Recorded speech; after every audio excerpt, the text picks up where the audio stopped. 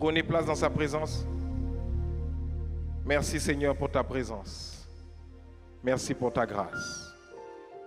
Merci pour cette journée que tu as faite et qui est pour nous un sujet d'allégresse et de joie.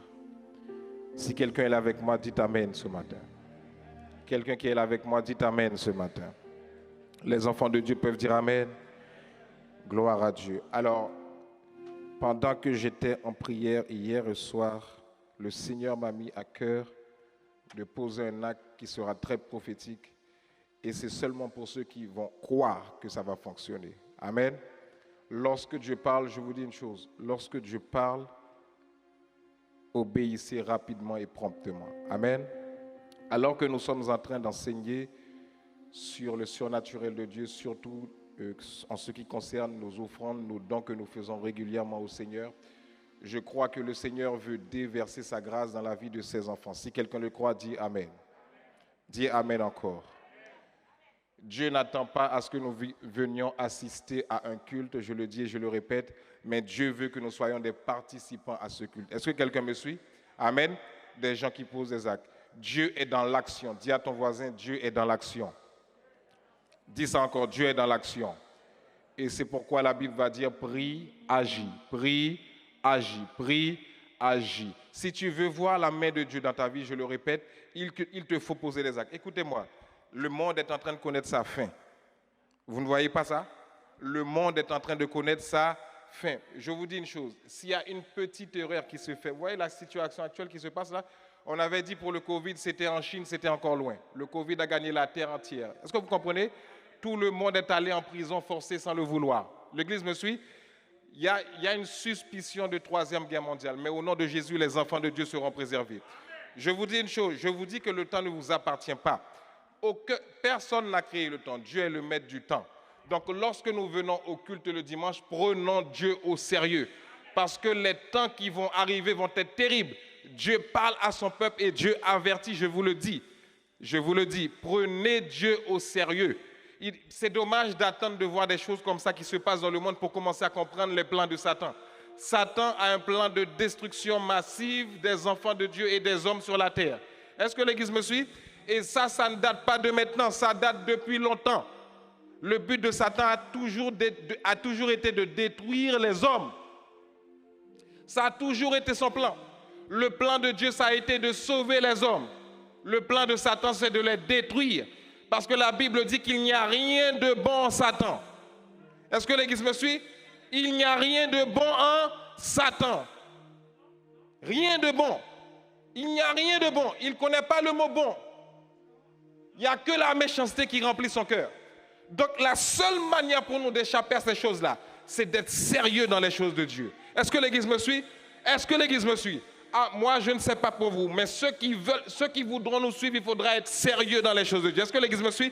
Moi, je ne suis pas là sur la terre pour m'amuser. J'ai un plan à accomplir, il faut que ce plan s'accomplisse au nom de Jésus. Est-ce que l'Église me suit?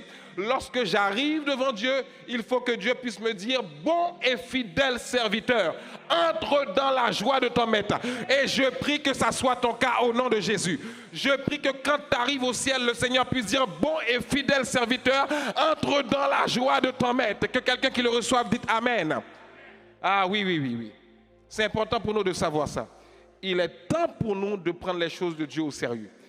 Chrétiens du 21e siècle, réveillez-vous. Amen. Je reprends. Chrétiens du 21e siècle, réveillez-vous.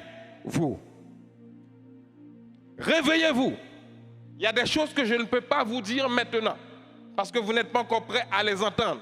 Mais Dieu parle. Je vous répète, Dieu parle. Je le redis encore, Dieu parle. Ce qui se passe sur la terre, ce n'est encore rien du tout. Ce n'est encore rien. Mais Dieu veut préserver ses enfants. C'est pourquoi prenez-le au sérieux. Amen. Prenez-le au sérieux. Je parle aux jeunes. Vous qui êtes jeunes, écoutez ma voix. Moi, je ne suis pas vieux aussi, je ne suis pas encore vieux. Mais je m'approche. Écoutez, ceux qui sont beaucoup plus jeunes. Vous êtes dans la meilleure saison de votre vie.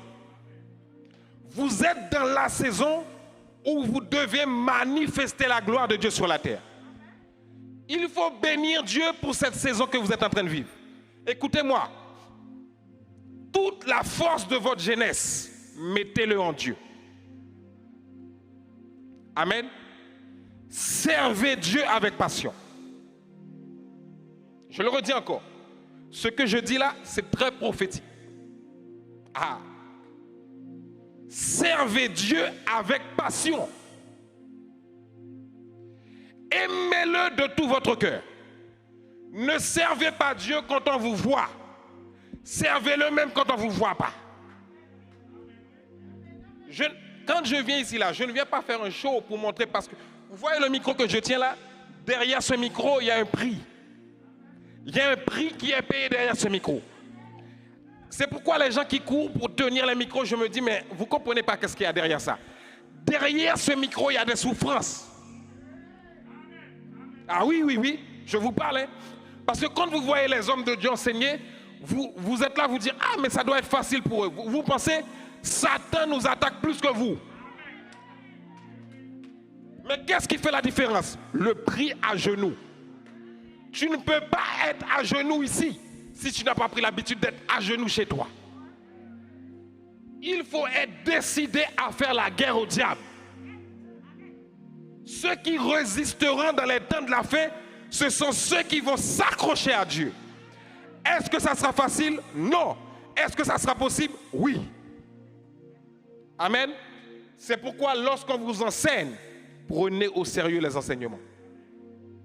Prenez au sérieux, ça va vous servir. Regardez ce que le Saint-Esprit m'a dit hier soir. Covid est arrivé sans que personne ne s'y attende, n'est-ce pas? N'est-ce pas? Aujourd'hui, nous avons la grâce d'avoir des cultes en ligne, etc. Il y a des panoplies des hommes de Dieu qui enseignent, qui prêchent.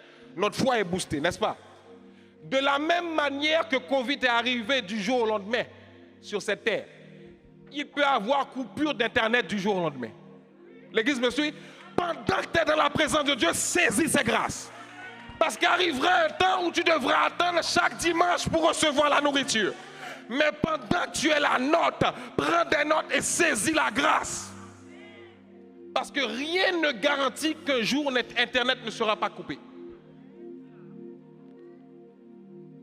Rien ne garantit ça. Est-ce que l'Église me suit? Donc pendant que tu es là, saisis la grâce de Dieu. Le bagage que tu es en train d'emmagasiner là, c'est ça qui va t'aider à traverser les temps difficiles. Il y en a qui ont été persécutés avant nous.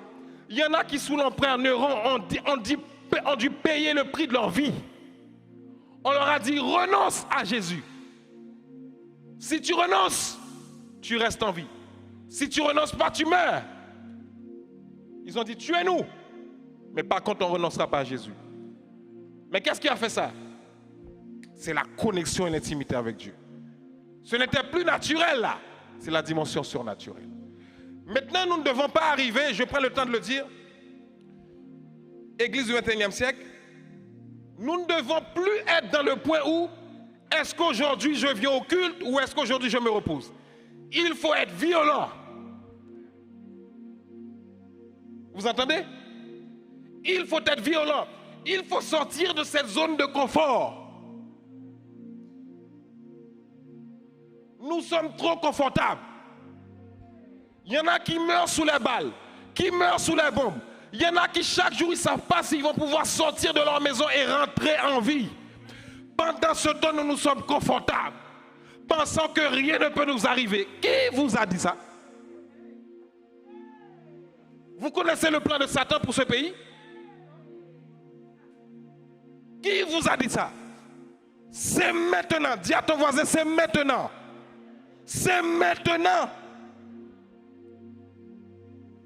C'est maintenant. C'est maintenant qu'il faut se lever pour Dieu. C'est maintenant qu'il faut le servir. C'est maintenant qu'il faut développer la passion pour Dieu. Je n'ai pas dit uniquement servir, mais développer la passion. Développer l'amour. Vous savez ce que c'est la passion pour Dieu? La passion pour Dieu, c'est même lorsqu'on ne me voit pas, je sers. Même lorsqu'on ne me voit pas, je prie.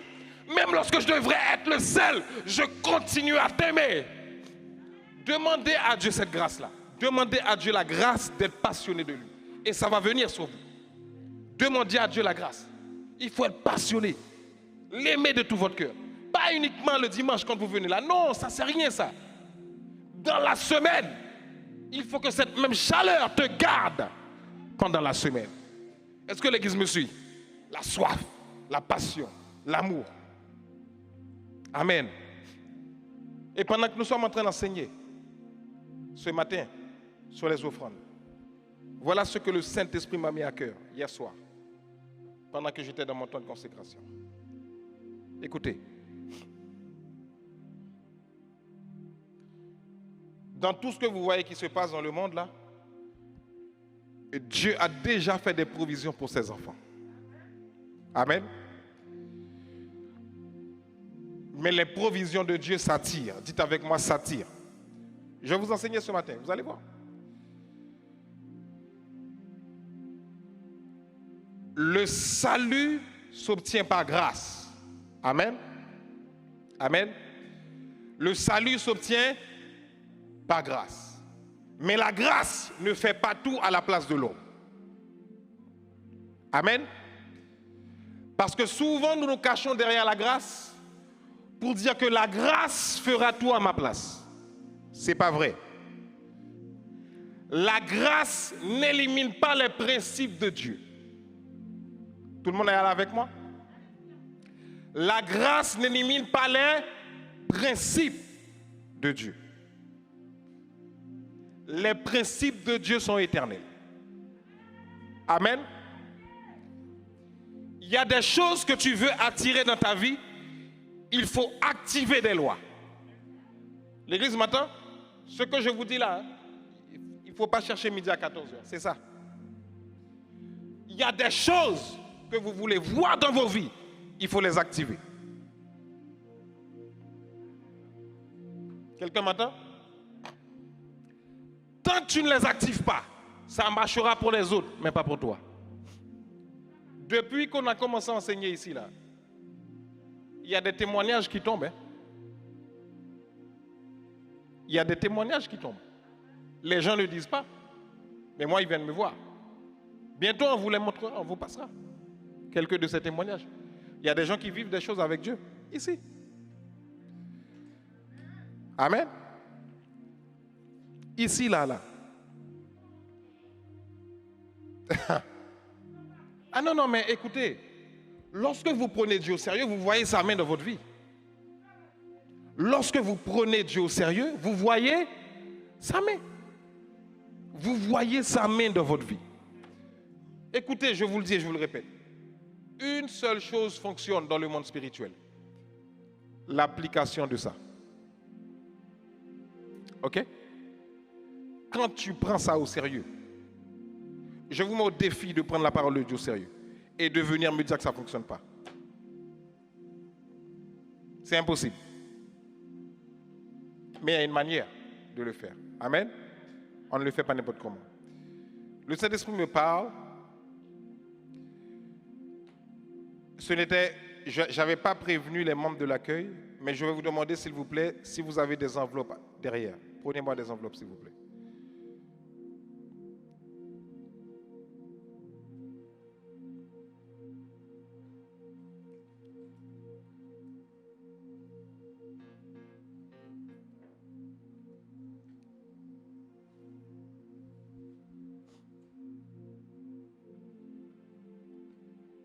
C'est bon, vous les avez?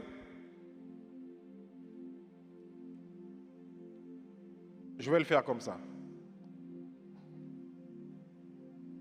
Et je ne sais pas qu'est-ce que tu attends dans ta vie de Dieu. Je ne sais pas qu'est-ce que tu attends. Nous sommes en train d'enseigner depuis dès dimanche sur les offrandes, sur le fait que je sois béni, sur le fait que je sois riche en Christ. Et c'est une réalité. Dites-moi Amen. Maintenant, écoutez-moi. Pendant que j'étais en prière hier soir, le Saint-Esprit me met dans le cœur que tu ne peux pas enseigner aux gens sans leur donner la possibilité d'appliquer régulièrement. Quelqu'un m'entend? Sans leur donner la possibilité d'appliquer régulièrement. Il y a des choses que tu veux obtenir dans ta vie, tu dois semer dans la maison de Dieu. Écoutez, je n'ai même pas encore enseigné dans la partie semence. Je suis uniquement au niveau de l'offrande adoration. Je n'ai pas encore empiété l'offrande en tant que semence. C'est une chose différente encore. Mais ce matin, tu veux que Dieu parle dans ta situation? Oui ou non? Prends une enveloppe. Prends une enveloppe, je t'explique après. Commencez la distribution des enveloppes. Si vous voulez prendre une enveloppe, levez vos mains bien haut, s'il vous plaît. Attention, hein, ce n'est pas pour ceux qui n'ont pas confiance en Dieu. Ça, je le dis. Hein. Ah, ce n'est pas pour tout le monde. Hein, et ce n'est pas forcé. Faites très attention. Il y a des choses que je vais vous enseigner plus tard. Vous comprendrez pourquoi je vous le dis. Dieu ne force jamais quelqu'un à semer dans son royaume. Et ne te sens pas gêné parce que tu n'as pas pris. C'est parce qu'il y a un niveau de révélation que tu n'as pas encore. Tout simplement. Prie Dieu seulement pour que Dieu t'ouvre les yeux sur ces choses-là. Un jour, moi-même, je vous expliquerai par rapport à moi-même. Mais seulement prie Dieu pour qu'il vous ouvre les yeux. Si vous ne le croyez pas, priez-le. Mais ne te sens pas forcé ni contraint de prendre. Surtout pas. Surtout pas que quelqu'un ne se sente pas forcé ici. Pas du tout. Korababa shakataya. Korikataba korokotakaya. Koriabahata rokonabahata. Brosataka rabako riabahata rabakata. Koribahata rabako sataraba. Toroboboko tarababakanta rabakotaya. Korobo shata rababakante reboko satarababa. Oria baba bashita rabakuto robo shata rabaya. Zutaria bahuta rabaku zutarabahanta rababaya. Orobo bobo. Si vous prenez, levez vos mains rapidement, s'il vous plaît, pour ne pas qu'on prenne trop de temps sur ça. Levez vos mains rapidement pour que vous soyez identifiables, afin qu'on ne prenne pas trop de temps sur ça, s'il vous plaît. Shakarobo shata rabaya namakata. Torobobo sharabaya. Terekota makarababa. Lokata. Une fois que la distribution est terminée, vous pouvez me faire signe. J'aimerais prier. Une fois que c'est terminé, la distribution est terminée. C'est bon? Super. Merci beaucoup. Ceux qui ont pris les enveloppes, levez-vous avec vos enveloppes, s'il vous plaît.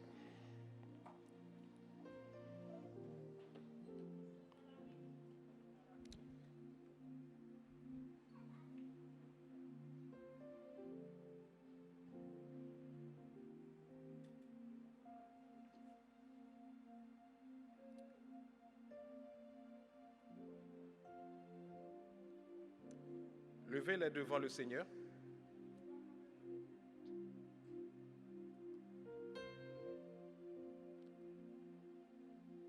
Tout le monde ne s'aime pas pour la même raison. Mais tout le monde s'aime pour quelque chose.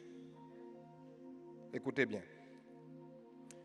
Lorsque vous offrez à Dieu, ne pensez jamais, ne commettez jamais l'erreur de penser que vous êtes en train d'acheter la grâce ou la bénédiction de Dieu. Je vous enlève ça premièrement de votre tête. Ne commettez pas cette erreur-là. Personne ne peut acheter la grâce de Dieu. Personne ne peut acheter les bénédictions de Dieu. Par contre, lorsque tu sèmes, tu actives une loi. Amen. Peut-être que tu te dis que c'est une période de crise que nous sommes en train de traverser.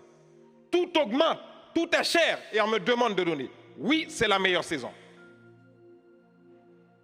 C'est la meilleure saison de semer. Et je vous enseignerai ça bientôt. Écoutez-moi, le royaume de Dieu n'est pas impacté par la crise qui est sur la terre. Je reprends, sans même avoir enseigné ce que je vous dis là. Le royaume de Dieu n'est pas impacté par la crise qu'il y a sur la terre. Quelqu'un m'entend? J'avais déjà enseigné dernièrement sur le fait que Abraham a été mis à l'épreuve au niveau de son offrande par la foi. Et parce qu'il a obéi à Dieu par la foi, Dieu a parlé pour lui. Amen. Maintenant, je ne sais pas toi, qu'est-ce que tu attends qui est cher pour toi. Ok? Je ne sais pas qu'est-ce qui est cher pour toi. Il y en a, c'est au niveau des finances. Il y en a, c'est quelqu'un qui aimerait voir donner sa vie à Christ. Il y en a, c'est un autre problème. Il y en a, peut-être, c'est une maison. Je ne sais pas. Mais sème avec foi. Amen. Sème pour ce que tu veux obtenir. Je reprends. Sème pour ce que tu veux obtenir. Et je répète encore ce que j'ai dit tout à l'heure. C'est pendant les temps de crise c'est les temps de crise qui sont faits pour semer. Il n'y a pas meilleur moment que de semer pendant des périodes difficiles. Amen. C'est pourquoi Dieu va dire à Abraham, mets-moi à l'épreuve. Et ça va être la même chose pour Isaac. Isaac a semé pendant un temps de famine. Et la Bible dit, cette année-là, il récolta au centuple. On aura le temps d'enseigner sur ça.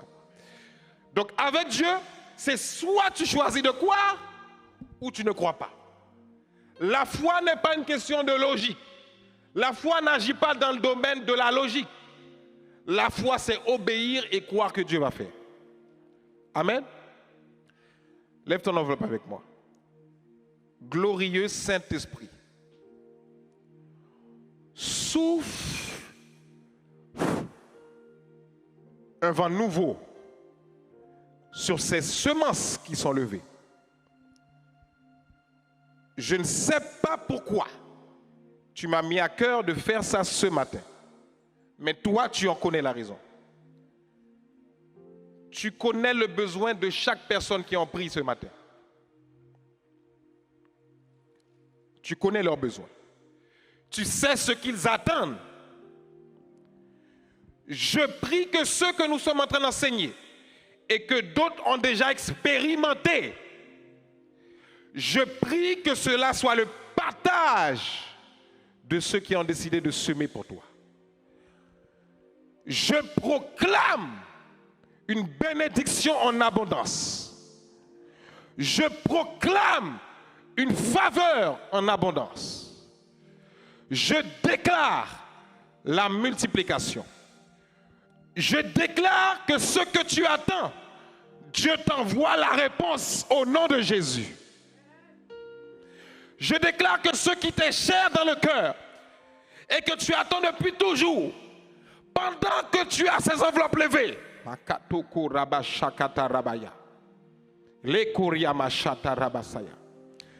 le Saint-Esprit t'envoie la réponse. Maintenant, au nom de Jésus. Père, je prie que tu surprennes quelqu'un qui décide de te mettre à l'épreuve ce matin.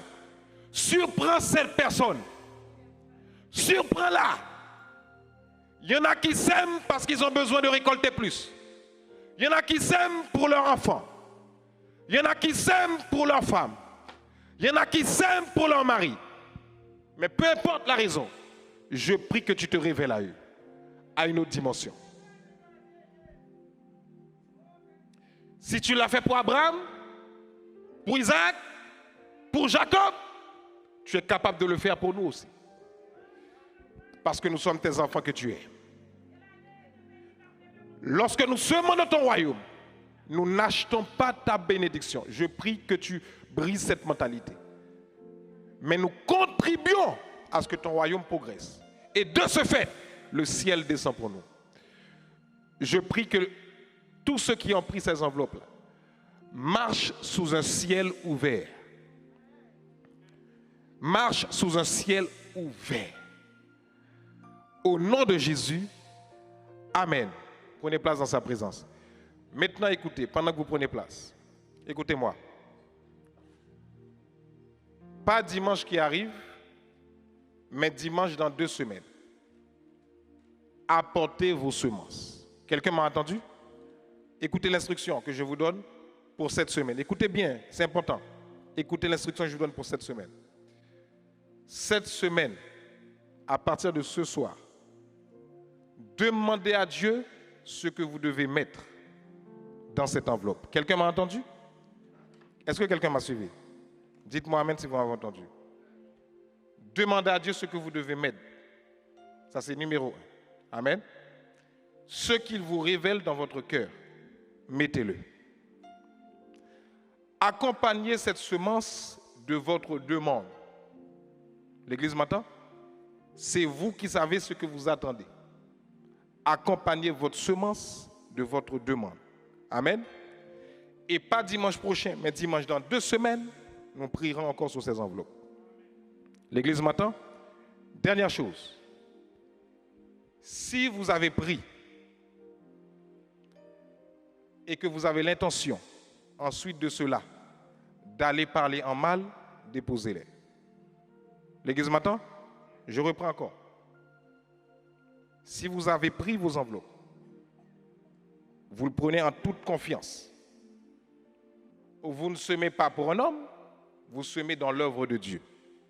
Amen. Si vous savez que vous avez l'intention de dire quoi que ce soit qui pourrait bloquer l'intervention de Dieu, vaut mieux ne pas prendre. Amen. À la fin du culte, vous pouvez remettre cette enveloppe à un membre d'accueil, si vous avez l'intention de faire ça. Amen. Je vous le dis parce que je dois enseigner sur ça bientôt. Sur les principes, ce qui bloque lorsque nous semons. Parce que souvent nous semons, nous n'obtenons pas, mais il y a une raison. Il y a des raisons.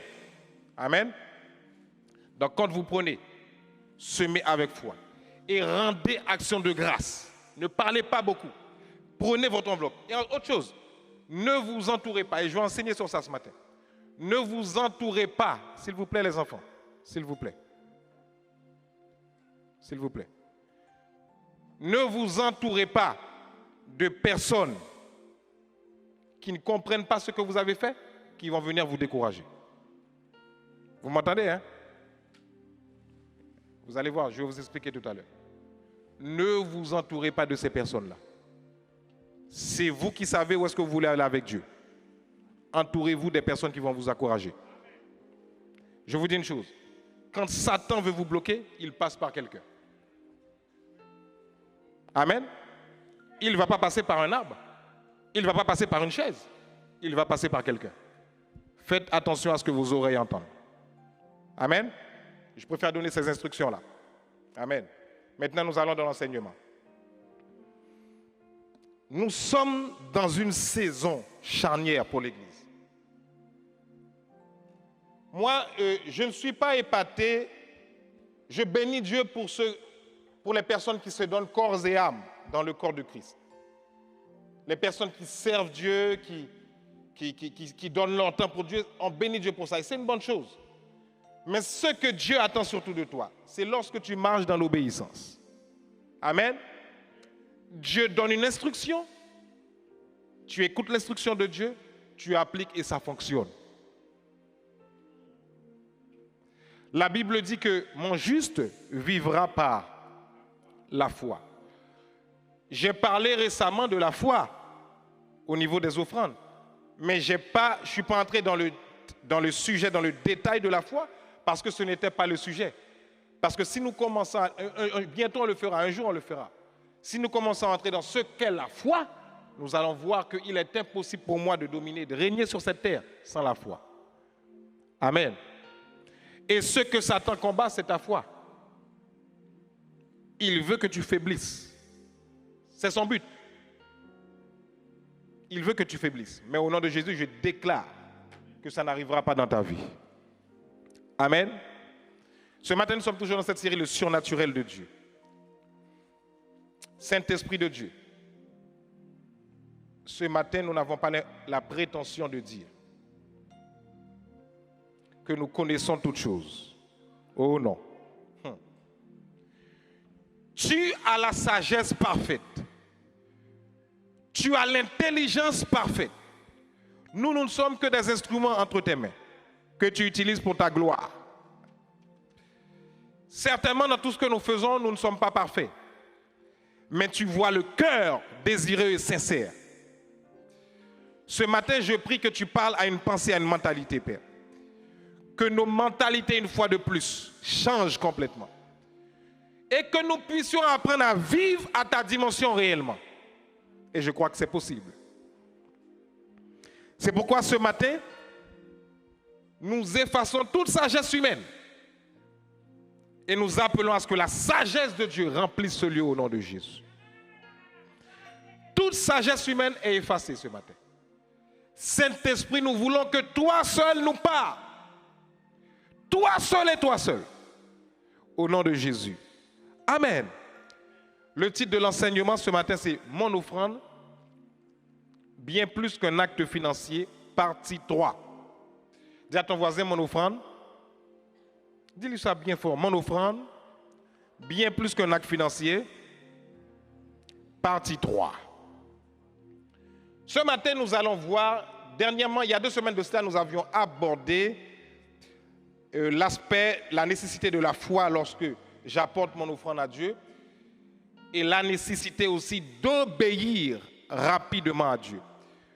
Ce matin, nous allons aborder en détail, je dis bien en détail, parce qu'il y a un mois de cela, je l'avais cité rapidement sans rentrer dans les détails, mais ce matin, j'aimerais rentrer dans cette phase importante en détail, donc qui est l'adoration à travers mon offrande. Quelqu'un m'a entendu? L'adoration à travers mon offrande. En offrant, j'adore Dieu. Notez ça. En offrant, j'adore Dieu.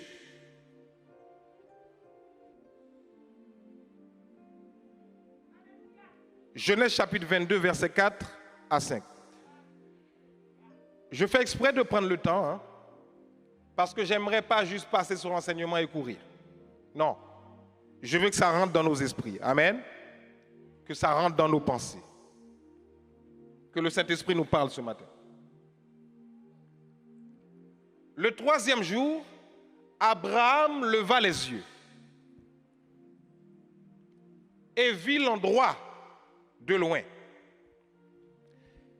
Il dit à ses serviteurs, restez ici avec l'âne. Le jeune homme et moi, nous irons jusque là-bas pour, dites-le encore, pour adorer. Puis, nous reviendrons vers vous.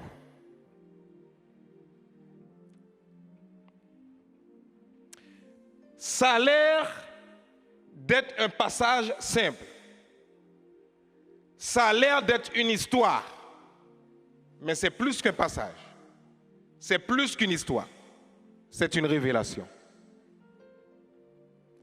Prêtez attention à ce que je vais dire ce matin. Que le Saint-Esprit m'accorde la grâce de vous le transmettre comme je l'ai reçu, mais de manière claire. Souvent, lorsque nous sommes venus dans des cultes, lorsque nous sommes venus le dimanche matin adorer Dieu, nous avons méprisé Dieu. Est-ce que l'Église me suit ce matin? Quelqu'un avec moi?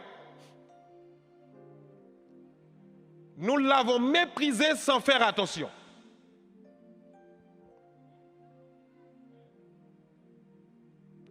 Et Dieu pardonne. Amen. Lorsque nous sommes enfermés dans l'ignorance, Dieu nous pardonne. Il n'y a pas de problème avec ça. Il nous pardonne. Mais à partir du moment que Dieu nous envoie sa parole, l'Église me suit? Et ce matin, Dieu est en train d'envoyer sa parole. À partir du moment que Dieu nous envoie sa parole et qu'il nous fait sortir de la zone d'ignorance à la zone de la connaissance révélée, Dieu n'est plus obligé d'accepter notre état d'avant. Est-ce que l'Église me suit? Ça veut dire quoi? Lorsque tu es là ce matin et que tu écoutes un tel enseignement, bénis Dieu pour ce moment-là. Parce que Dieu est en train de t'enlever des écailles dans les yeux. Il ne faut jamais commettre l'erreur de penser que lorsque je viens offrir à Dieu, je viens lui faire une faveur. C'est faux. C'est Dieu qui te fait la faveur d'offrir. Est-ce que l'Église me suit? Amen.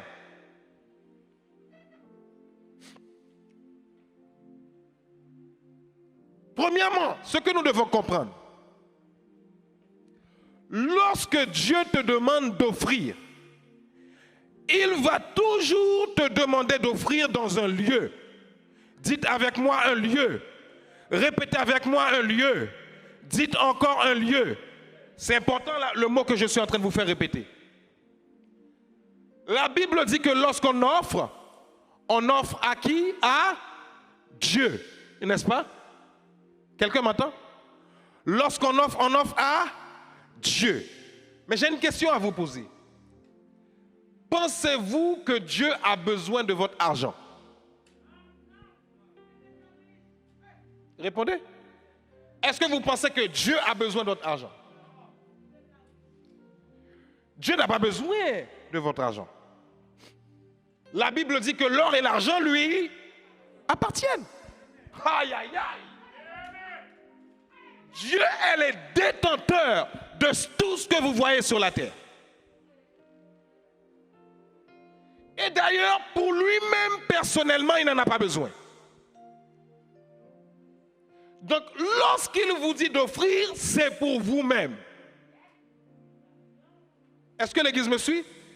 L'Église est restée dans une zone de pauvreté pendant des siècles, des décennies, des années, parce qu'ils ne comprennent pas certains principes qui sont dans la Bible.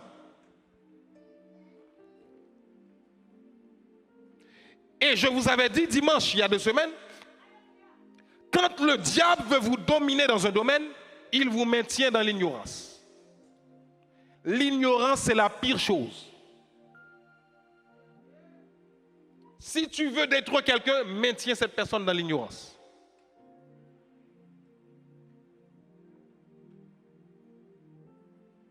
Amen.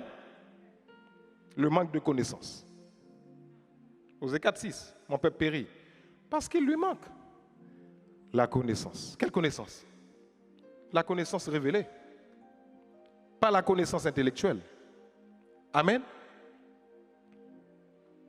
Lorsque Dieu te demande d'apporter pour lui, c'est dans un lieu. Et ce lieu, c'est où? C'est un hôtel. Cet hôtel, c'est où? C'est l'église où tu es. Est-ce que l'église me suit? Est-ce que quelqu'un est en train de me suivre là? Si tu t'es réveillé ce matin et que tes pas ont été conduits ici, ça veut dire que Dieu a voulu que tu sois là. Parce que quelqu'un d'autre est parti hier soir. Si toi tu es là encore, il y a une raison. Amen. L'église est avec moi. Et si Dieu a pris le temps, à travers son serviteur, de te préparer une parole, il attend à ce que lorsque tu viennes ici, tu prennes au sérieux cette parole. Mais le problème, c'est que souvent, nous méprisons la parole de Dieu. L'église m'entend? Et lorsque nous méprisons sa parole, nous ne voyons pas les effets de sa parole dans nos vies. J'ai une question ce matin. Est-ce que Dieu peut trouver des enfants sérieux ce matin? Amen. Est-ce que Dieu peut trouver des enfants qui croient en lui ce matin? Sommes-nous conscients que nous vivons sur terre, mais que nous faisons partie du royaume de Dieu? Et que pour que nous puissions voir les bienfaits de ce royaume, nous devons appliquer ce que ce royaume demande d'appliquer. Amen. Je vais vous donner un exemple. C'est comme si tu vis en France, il y a des principes en France, il y a des lois en France, Mais tu veux appliquer les principes qui sont aux États-Unis en France. Est-ce que ça va marcher? Si tu vis en France, tu dois appliquer quels principes? Les principes liés à la loi française. Amen. Si tu vis en France et que tu veux continuer à appliquer les principes qui sont aux États-Unis, est-ce que ça va marcher? Ça va marcher? Mais non, ça ne marchera pas. Lorsque tu viens à Dieu, tu viens au royaume de Dieu. Dites avec moi royaume. Dites avec moi royaume. Tu passes des ténèbres à la lumière. Tu passes des royaumes de ténèbres au royaume de lumière.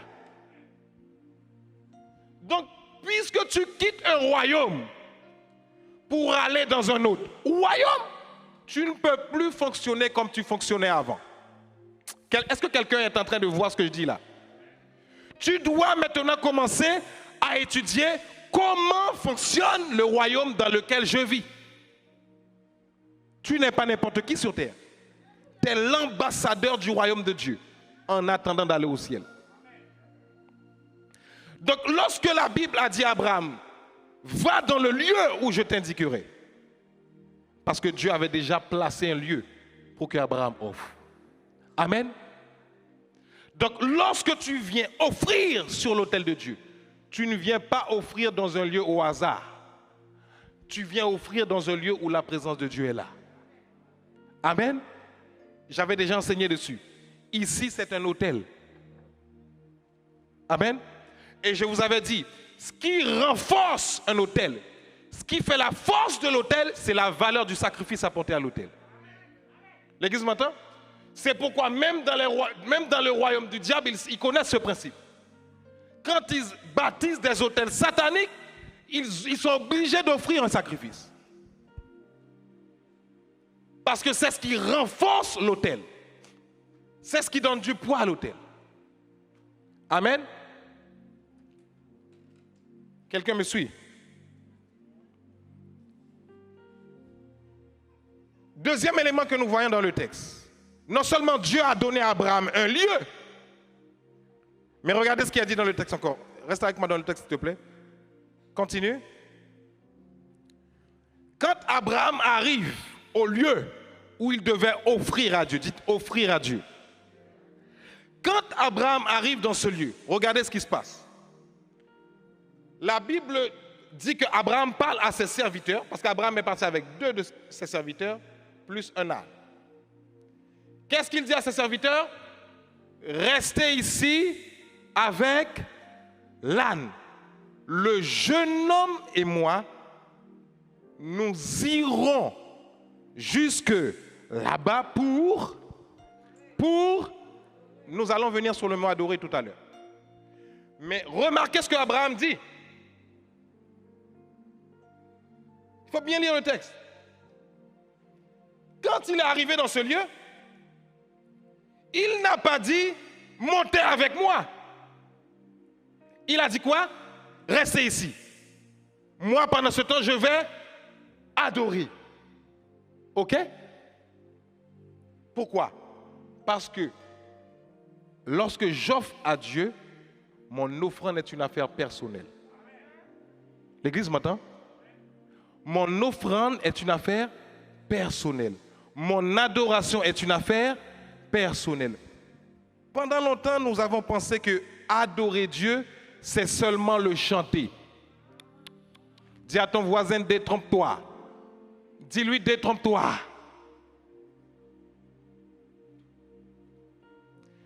Adorer, ce n'est pas seulement chanter. Quelqu'un m'a entendu ce matin? Chanter, c'est une expression dans l'adoration. Mais chanter, ce n'est pas toute l'adoration. Est-ce que ça va? C'est pourquoi lorsque Dieu a dit à Abraham, offre, Abraham n'a pas dit je vais donner. Dieu lui a dit d'offrir. Dieu lui a dit d'offrir. Amen. Mais Abraham, lorsqu'il a dit à ses serviteurs de rester, il n'a pas dit je m'en vais offrir. Il dit je m'en vais adorer. Parce que deuxièmement, l'adoration est une affaire personnelle. premièrement, mon adoration, mon offrande requiert un lieu. Deuxièmement, je dois comprendre que c'est une affaire personnelle. Donc, qu'est-ce que cela veut dire? Je ne regarderai pas si mon voisin ou ma voisine de chaise donne pour que je puisse donner. Ça va? Parce que souvent nous regardons, je vais voir si lui va donner comme ça. Si lui donne, moi je donne. Tu es venu personnellement rencontrer Dieu. C'est ton affaire personnelle avec Dieu. Amen. Et je m'en vais quelque part avec vous. C'est personnel. Puis le texte continue. Abraham n'a pas terminé là, il n'a pas dit je m'en vais adorer seulement. Il dit puis nous reviendrons vers vous. Mais regardez ce qu'il a dit, mais c'est bizarre. Dieu demande à Abraham d'offrir Isaac. N'est-ce pas?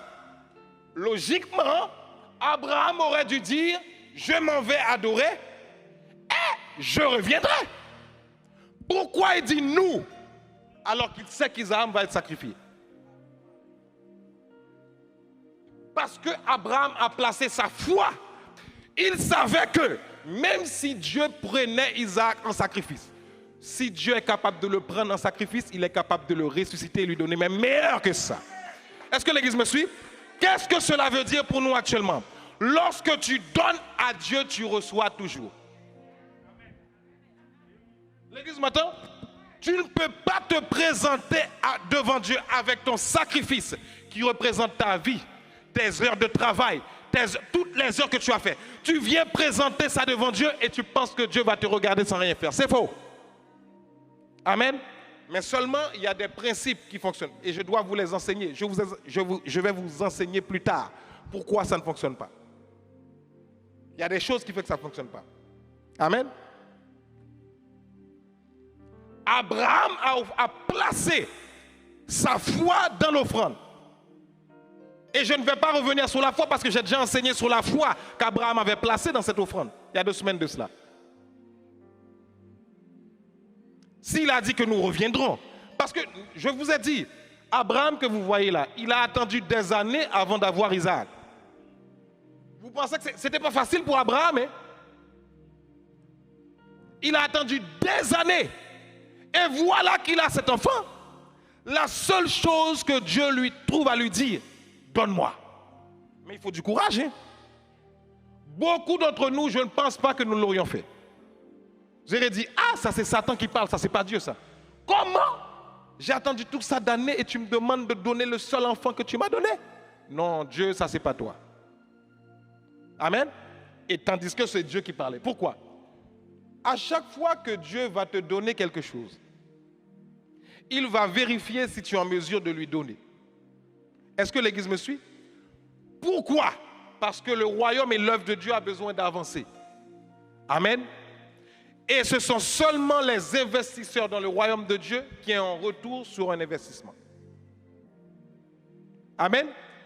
Vous devez comprendre ça, enfants de Dieu. Quand vous quittez le royaume des ténèbres, vous passez au royaume des lumières, vous ne pouvez plus fonctionner comme vous fonctionnez avant. Si ça ne rentre pas, vous aurez du mal à comprendre Dieu. Dieu n'est pas dans la logique de ce monde. Ce monde a sa logique et Dieu a sa logique à lui. C'est pourquoi des fois Dieu nous demande de faire certaines choses. Nous ne comprenons pas tout de suite pourquoi il nous demande de faire ça.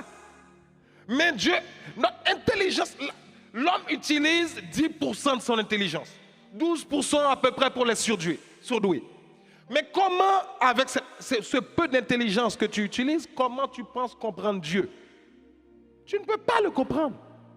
Il dépasse ton intelligence. Amen. Dieu n'est pas dans notre logique, comprenez ça.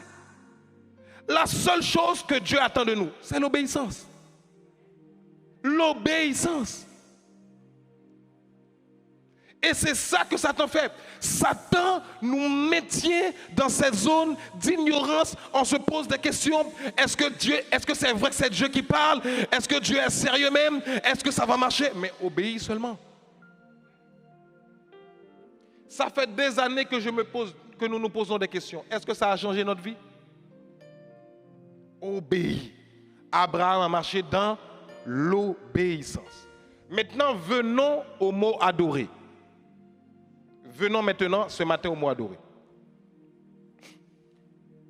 C'est pour la première fois que dans la Bible, à partir d'Abraham, à partir d'une offrande qu'Abraham a donnée à Dieu, c'est pour la première fois que le mot adorer va être cité.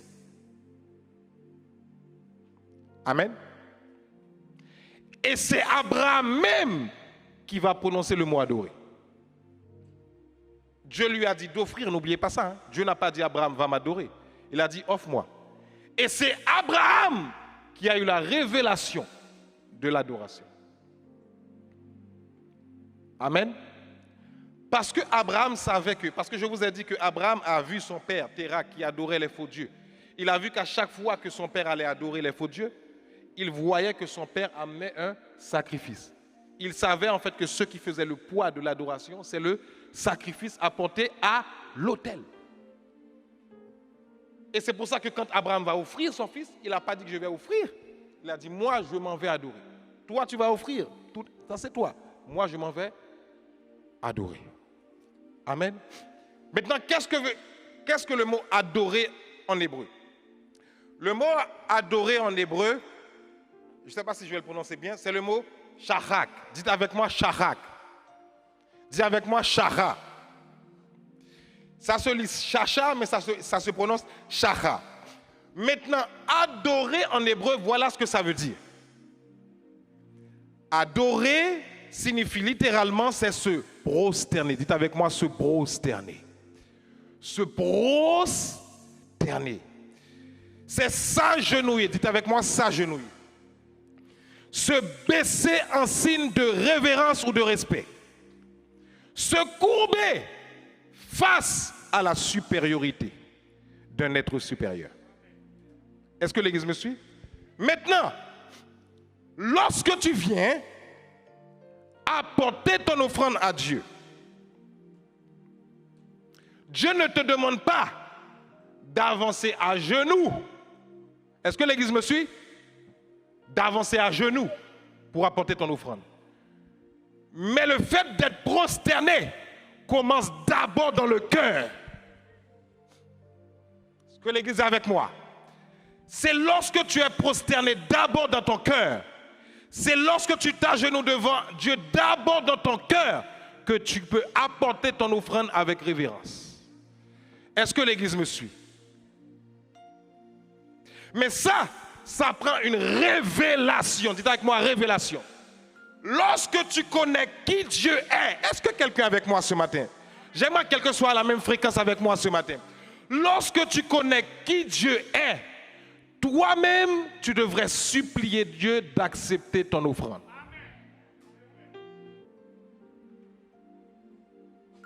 Maintenant, tu n'es plus dans la dimension « est-ce que je vais donner ?» Tu es dans la dimension « s'il te plaît Seigneur, je viens juste te présenter ça parce que tu m'as donné la santé. » Parce que tu m'as donné l'intelligence, parce que tu m'as protégé, parce que tu m'as sécurisé, parce que tu as pris soin de moi. Il y en a qui sont en train de mourir sous les balles, mais moi je suis vivant. Il y en a qui sont kidnappés, mais moi je suis vivant. Il y en a qui meurent sous les bombes, mais moi je suis vivant. Je sors, je rentre, je suis en sécurité, je mange à ma faim, je m'habille, je dors, je viens te remercier.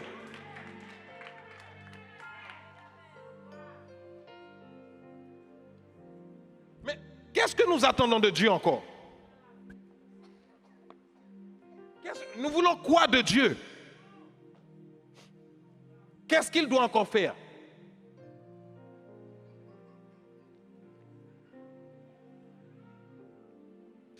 Lorsque tu connais Dieu, on n'a même plus besoin de te dire de donner pour donner. Parce que tu le connais.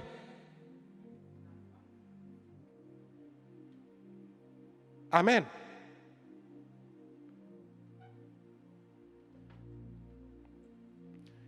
Et se prosterner, voilà ce que le Saint-Esprit m'a encore révélé. Se prosterner en offrant à Dieu, c'est quoi encore? C'est reconnaître la grandeur de Dieu dans mes finances et dans ma situation. Ça va? Seigneur, parce que je sais que tu es grand dans mes finances, je sais que tu vas prendre soin de moi. Donc je t'offre. Je ne sais pas comment tu vas le faire, mais je sais que tu vas le faire. Moi, je vous dis des choses. Il y a des gens qui vivent le surnaturel de Dieu dans leur vie quotidiennement. Mais vous ne connaissez pas. Des gens qui vivent le surnaturel de Dieu quotidiennement. Tout le temps. Ce que je raconte là pour eux, c'est le niveau maternel. C'est ce que j'enseigne ce matin. Amen.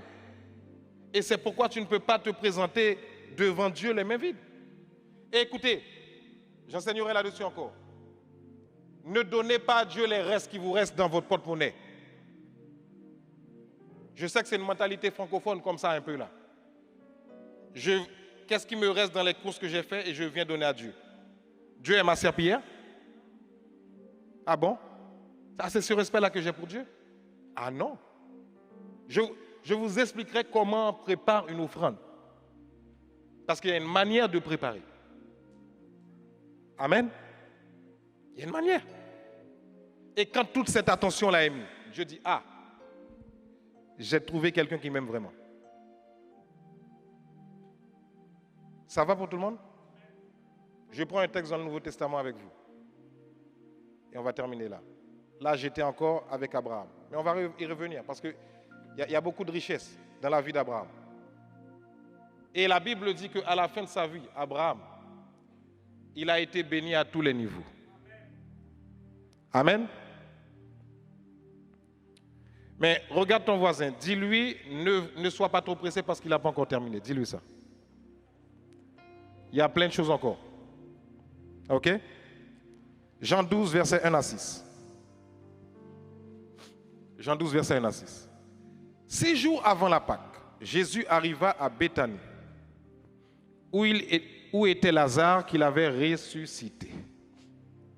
Là, on lui offrit un repas. Marthe servait et Lazare était parmi ceux qui se trouvaient à table avec lui. Marie prit un demi-litre d'un parfum de nard. Dites avec moi, parfum de nard. D'un parfum de nard pur, très cher. En versa sur les pieds de Jésus et lui essuya les pieds avec ses cheveux. La maison fut remplie de l'odeur du parfum. Un de ses disciples, Judas l'Iscariote, fils de Simon, celui qui allait le trahir, dit: mais pourquoi n'a-t-on pas vendu ce parfum 300 pièces d'argent pour les donner aux pauvres? Il disait cela non parce qu'il se souciait des pauvres, mais parce que c'était un voleur.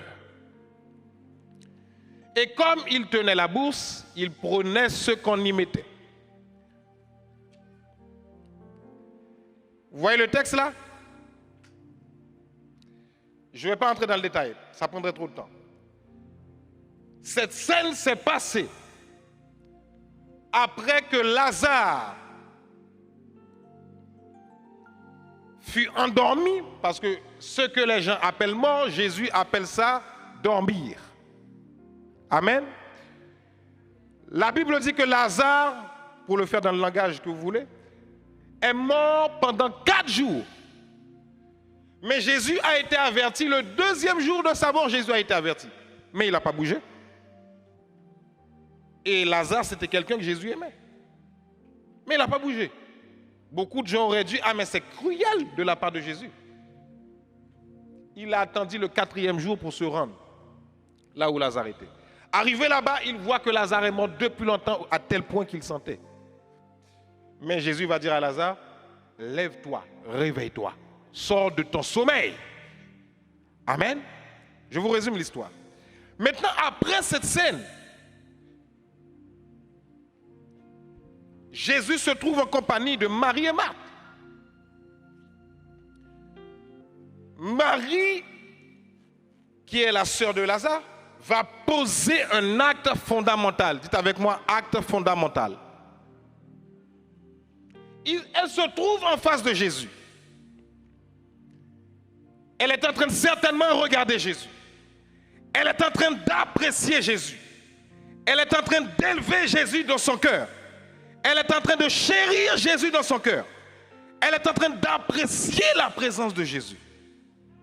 Pendant qu'elle est en train de faire ça, le Saint-Esprit, parce que ça c'est ce que le Saint-Esprit qui peut faire ce qu'elle a fait là. Elle ne peut pas le faire autrement. La convainc d'offrir aux pieds de Jésus quelque chose de pur. Dites avec moi, pur. Marie s'arrête sans que quelqu'un lui dise d'aller. Elle-même, elle décide elle-même. Elle dit aujourd'hui là, je vais t'honorer comme personne ne t'a jamais honoré. Qu'est-ce qu'elle fait? Elle brise une bouteille de parfum. Elle prend 2000 litres. Et on vous a dit que c'est un parfum pur qui coûte très cher. Ça représentait à peu près à l'époque toute une année de travail. Vous comprenez? Elle va briser ça et puis elle va verser ça aux pieds de Jésus. Est-ce que quelqu'un est avec moi jusqu'à présent? Mais posez-vous la question. Est-ce qu'elle est obligée de mettre ce parfum aux pieds de Jésus? Est-ce qu'elle est obligée de mettre ce parfum aux pieds de Jésus? Qui dit non? Levez la main. Vous hésitez, hein? Est-ce qu'elle est obligée? Non. Ok? Elle aurait pu prendre ce parfum, mettre ce parfum sur la main de Jésus. Quelqu'un m'entend? Attention, je m'en vais quelque part avec vous là. Pourquoi elle décide de prendre ce parfum et de verser ce parfum qui coûte très cher aux pieds de Jésus? Voilà la révélation que le Saint-Esprit me donne alors que je médite ce texte. Pourquoi elle verse ce parfum aux pieds de Jésus? Aïe, aïe, aïe, je ne peux pas prendre l'exemple parce qu'il faut que je reste là au niveau des caméras. Pour qu'elle puisse adorer Jésus, elle est obligée de verser le parfum en son pied. Parce que je vous ai dit que adorer c'est proskuneo en grec, s'agenouiller, se prosterner. Donc, si cette femme mettait ce parfum dans les mains de Jésus, elle n'aurait pas pu ça. Donc, pour qu'elle puisse adorer Jésus, pour qu'elle puisse s'agenouiller, elle a dit, je vais faire un acte prophétique. Je vais verser, voyez, l'intelligence spirituelle. Je vais verser ce parfum à ses pieds, comme ça, pour que je puisse essuyer ce parfum, je serai obligé de me proskuneo, prendre mes cheveux et essuyer ce parfum. Pourquoi? Parce que lorsque tu offres, tu adores. L'église me suit? Quelqu'un m'entend? Elle n'était pas obligée de verser à ses pieds. Mais elle a dit, quelle position je peux prendre pour l'adorer?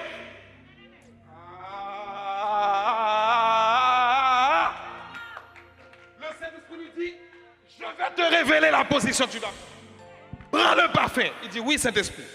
Casse-le. Ah bon? Pourquoi faire? Verse-le à ses pieds. Ses pieds? Pourquoi ses pieds? Verse seulement. Ne réfléchis pas, verse. Maintenant, il faut que tu essuies ce parfum. Oui, mais comment je vais faire? Mets-toi à genoux. Tout ce que tu offres à Dieu doit être un signe d'adoration. N'oublie jamais ça. Tu ne fais pas faveur à Dieu, mais c'est Dieu qui t'accorde la grâce de t'agenouiller à ses pieds. Et il n'y a pas quiconque qui s'agenouille aux pieds de Dieu qui ne récolte pas.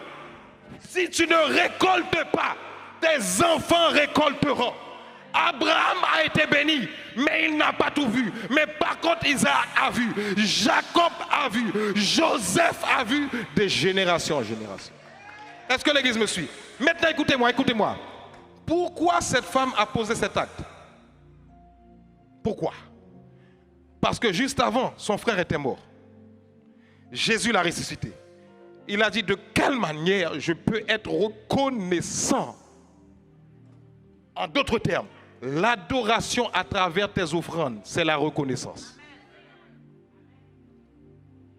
Ça prend d'être reconnaissant, d'apporter à la maison de Dieu. Lorsque tu apportes, tu es en train de dire, Seigneur, merci pour le souffle de vie que tu m'as donné cette semaine.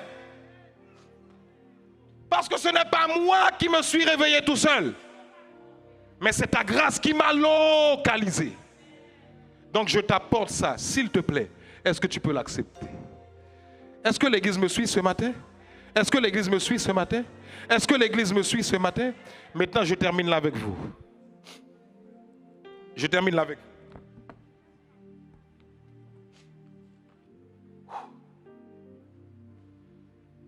J'ai entendu l'histoire de cet homme riche qui était hospitalisé. Histoire vraie.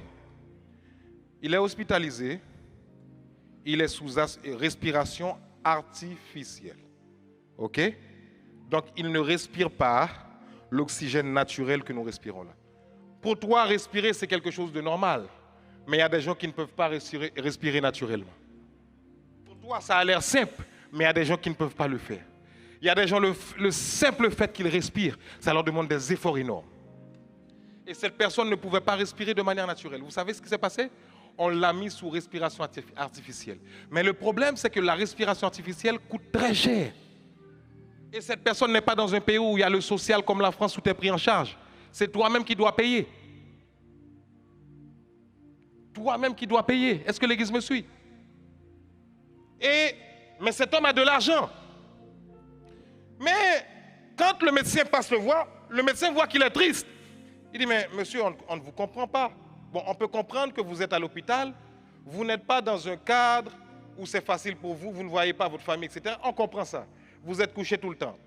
Mais quand même, monsieur, vous respirez. On vous met sous respiration, vous pouvez respirer. En plus de ça, vous avez de l'argent pour payer tout ça. Bon, quel est votre problème? Vous savez ce qu'il a répondu? Il a dit, depuis le temps que j'étais en vie, je n'avais pas compris que le simple fait de respirer sans payer, c'était une grâce. Est-ce que l'église est en train de me comprendre là? C'est-à-dire que lui, il respirait naturellement avant, mais il n'avait pas compris que ça, c'est une grâce. Donc il a dit, donc moi, je me retrouve à payer pour respirer. Ce que j'aurais dû faire, c'est toutes les fois où j'ai eu l'occasion de donner à Dieu, j'aurais dû donner à Dieu. Vous comprenez? Mais là, il se retrouve obligé de payer pour respirer. C'est à ce moment-là, pendant qu'il est sur son lit d'hôpital couché, quand tu es couché, tu es obligé de regarder là-haut, il se souvient de Dieu qui le fait respirer. Est-ce que l'église me suit? Maintenant, si tu te poses, si tu essayes de te donner des raisons pour donner à Dieu, je viens de te donner une raison. La vie seulement que tu as, ça seulement c'est une raison. Est-ce que l'église me suit? Que le Seigneur vous bénisse abondamment ce matin. Et je prie que cette parole reste dans vos esprits. Maintenant, là où vous êtes, levez vos mains. Saint-Esprit de Dieu, j'ai livré ta parole, comme tu me l'as demandé. Tu es l'esprit de vérité qui sonde chaque cœur. Ce matin, tes enfants ont entendu ta parole. Père, je prie que cette révélation que tu m'as donnée arrive sur eux et qu'ils te connaissent à cette dimension.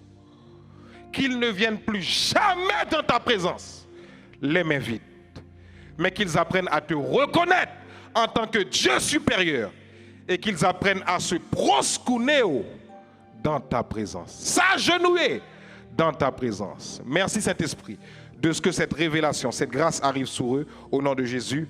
Amen. Demeurez bénis dans sa présence.